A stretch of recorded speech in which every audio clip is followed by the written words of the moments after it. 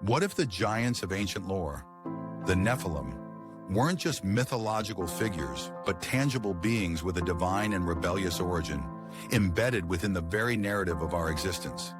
These enigmatic warriors mentioned in Genesis and expanded upon in the Book of Enoch are described as the offspring of the sons of God and human women. But here's the twist. What if these sons of God weren't merely divine? What if they were fallen angels, entities whose rebellion altered the course of history? These legendary warrior-like figures were said to bring chaos and violence, leading to the Great Flood. Their influence was so disruptive that it prompted divine judgment, their spirits condemned to Sheol. Some interpretations even liken them to demigods, akin to heroes from ancient myths. Yet their story feels far too interconnected to be mere coincidence. Could the Nephilim's existence be the key to understanding a deeper reality? Perhaps even a coded element of our universe designed to reveal profound truths? Their ties to judgment, rebellion, and divine intervention make them central to the narrative of humanity's survival. If you're ready to uncover the truth behind our simulated universe, hit like and subscribe to join us on a journey through the mysteries of simulation theory. Let's get started. The Nephilim are one of the most enigmatic and debated figures in ancient texts. Genesis 6:4 describes them as mighty men of old, men of renown, existing during a time when the sons of God took human women as their wives. But who were these sons of God, and what was their purpose? The Book of Enoch offers an answer. They were fallen angels, divine beings who rebelled against their creator and descended to earth. These watchers, as Enoch calls them, fathered the Nephilim, beings that defied natural order. These offspring were more than human. They were described as powerful, legendary warriors, bringing chaos and violence. In fact, their influence became so catastrophic that it led to one of the most profound judgments in biblical history, the Great Flood. This wasn't merely a punishment for humanity's corruption, it was a response to the Nephilim's destructive presence. The Bible's narrative suggests that these beings weren't just anomalies, but direct threats to the survival of humanity. Later interpretations, particularly in intertestamental writings, expand on the Nephilim story. They're linked to names like Azazel and other fallen angels who taught humanity forbidden knowledge, leading to further rebellion against divine order. These writings describe the Nephilim as condemned figures, their spirits bound to Sheol, a grim testament to their violent legacy. Today, as simulation theory gains traction, the Nephilim take on a new level of intrigue.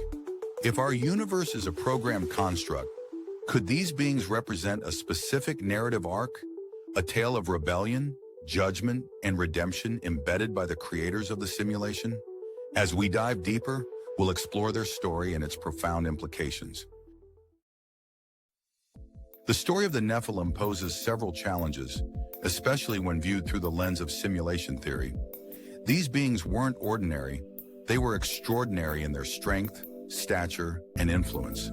But their very existence raises profound questions. Why would the sons of God, fallen angels, defy divine order to create such beings? And why would their influence be so catastrophic that it required a flood to reset humanity? Let's start with the fallen angels. Throughout biblical texts like Job, 2 Peter, and Jude, the sons of God are depicted as divine beings, often rebellious ones.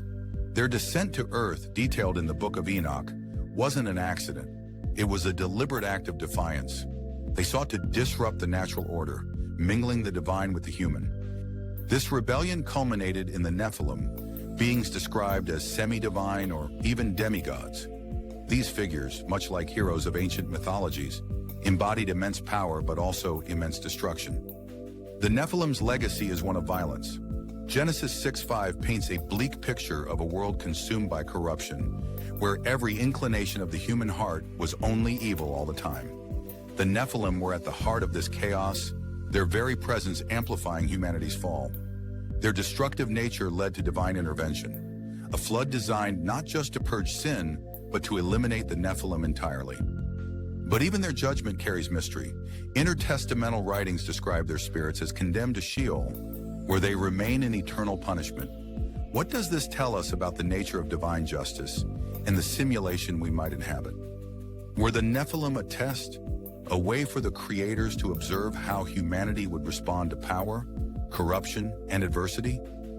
In the next section, we'll explore the implications of the Nephilim's existence and what their story reveals about our potential simulated reality.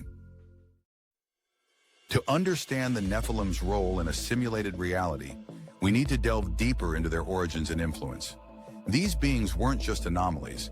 They were pivotal to the narrative of rebellion and judgment.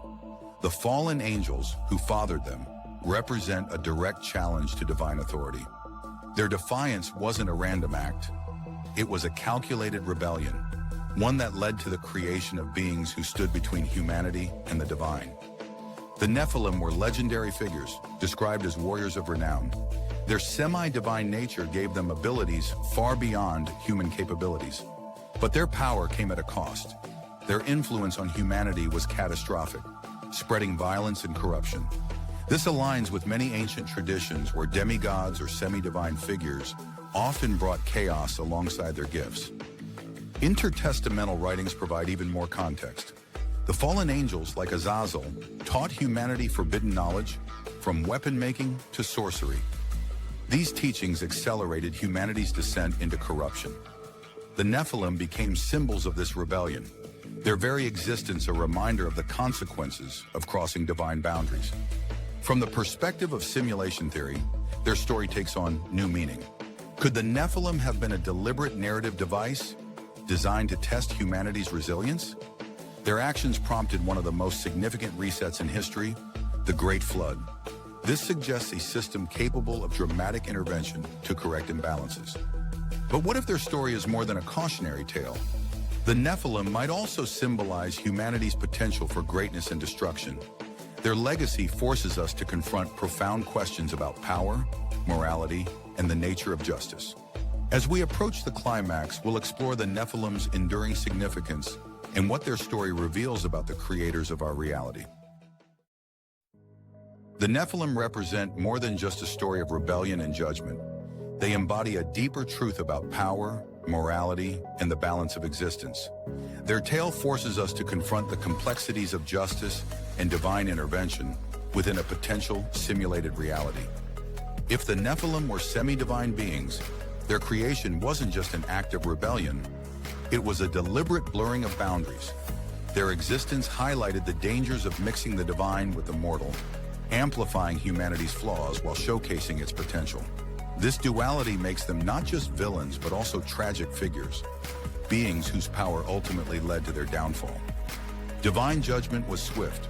The Great Flood eradicated the Nephilim, but their spirits were condemned to Sheol, a place of eternal punishment. This judgment wasn't just about cleansing the earth. It was a statement about the consequences of defying divine order.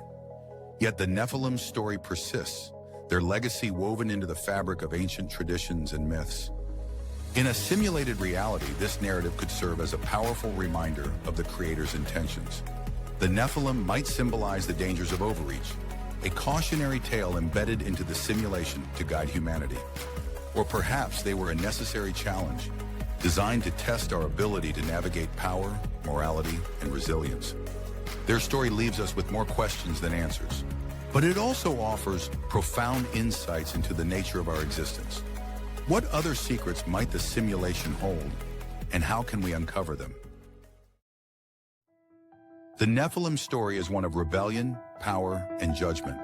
From their origins as the offspring of fallen angels to their catastrophic influence on humanity, they challenge us to reconsider the boundaries between the divine and the mortal.